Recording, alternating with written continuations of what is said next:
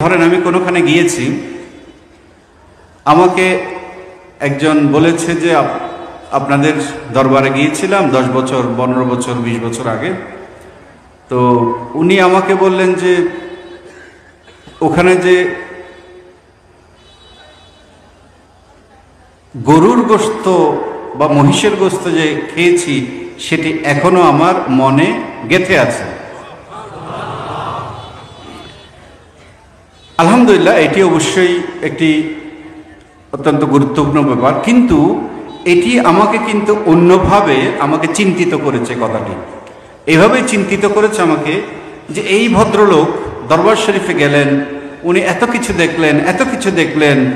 ওনার কিছুই মনে থাকলো না, ওনার কিছুই হুজুর গৌসুল আজম মেজবানের কথা বললেন না, গৌসুল আজম বিন বারাসত বাবানের কিবলার কথা বললেন না, উরস মুবারকে আশেকদের জজবার কথা বললেন না, উনি শুধু খানার কথাটা বললেন। তো এটি আমাকে অনেক সময় চিন্তিত করেছে, এরকমটি কেন হলো? তাহলে কি আমরা আসলে ওনার মনে রাখার মতো ওই রকম? কারণ এক এক মানুষ সমাজে এক একভাবে ভাবে, এক এক সমাজে এক একভাবে উনি চলাচল করেন, এক এক শিক্ষায় উনি শিক্ষিত থাকেন, এক এক পরিবেশে উনি থাকেন, সবাই সব কিছু বুঝতে পারেন না, দেখতে পারেন না। কিন্তু আমরা কি তাহলে নানান পরিবেশের যে বেড়ে ওঠা মানুষগুলোরকে তারা যাতে হুজুর গৌসুল আজম মেজবান্ডারির তরিকাকে আরো স্পষ্ট করে বুঝতে পারে, গভীরভাবে বুঝতে পারে, আমার তখন মনে হয়েছে যে তাহলে নিশ্চয়ই আমি ব্যর্থ হয়েছি সেখানে। এটা আমার ব্যক্তিগত কৈফিয়ত দিচ্ছি আমি আমার মনে হয়েছে যে নিশ্চয়ই আমি সেই উরস মুবারকের মধ্যে যে কর্মসূচি, এগুলোর মধ্যে আমাদের কর্মসূচির মধ্যে নিশ্চয়ই কোনো ঘাটতি আছে, যে কারণে আমরা এই ভদ্রলোক উনি অন্য কিছুর কথা আমাকে বললেন না, বর্ণনা করলেন না। উনি শুধু বললেন যে ওই গরুর গোশত বা মহিষের গোশত,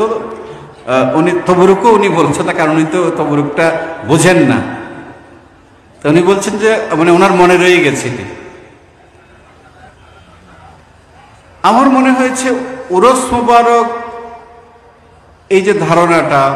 এটিও আমাদের আরো বিস্তৃত করা উচিত, আরো নানান কর্মসূচি দিয়ে এই উরস মুবারকের ধারণাটাকে আমাদের আরো বৈচিত্র্যমণ্ডিত করা উচিত, আরো নানান কর্মসূচি যুক্ত করে, যাতে সমাজের নানান শ্রেণীর মানুষ এটির মহত্ব, এটির গুরুত্ব বুঝতে পারে, এটির থেকে শিক্ষাটা আরো যারা গভীরভাবে ভাবতে পারে না তারাও যাতে এই শিক্ষাটা নিতে পারে, হুজুর গৌসুল আজম মেজবান্ডারির শান আজমত তারা যাতে আরো ভালোভাবে বুঝতে পারে, সেভাবে আমাদের কর্মসূচিগুলোকে একটু আরো ঝাড়ঝাড় জায়গা থেকে, শুধু আমি গৌসুল আজম মেজবান্ডারির কথা বলবো না, সমস্ত উরস মুবারক যেখানেই হয়, সমস্ত ওলির দরবারে, সেখানে এই কাজগুলো করার প্রয়োজন আছে কিনা আমার কাছে মনে হয়েছে একটু ভেবে দেখা দরকার।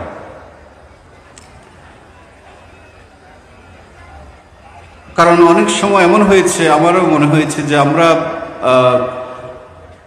আমাদের মূল প্রতিপাদ্য বিষয়, আমাদের মূল লক্ষ্য হচ্ছে হুজুর গৌসুল আজম মেজবান্ডারির নীতি আদর্শ, ওনার রুহানিয়ত মানুষের সামনে তুলে ধরা, ওনার তরিকার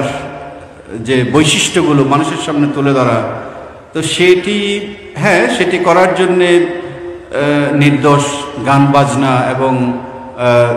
সজিদা সেমা এগুলো একটি মাধ্যম, অবশ্যই এগুলো খাস কিছু বিষয় আমাদের জন্যে,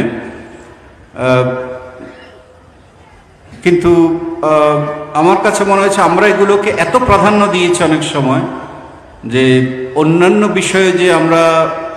এটিকে আরো নানানভাবে নানান দিক থেকে এটিকে আরো দেখতে পারি, এটিকে আরো সবার জন্যে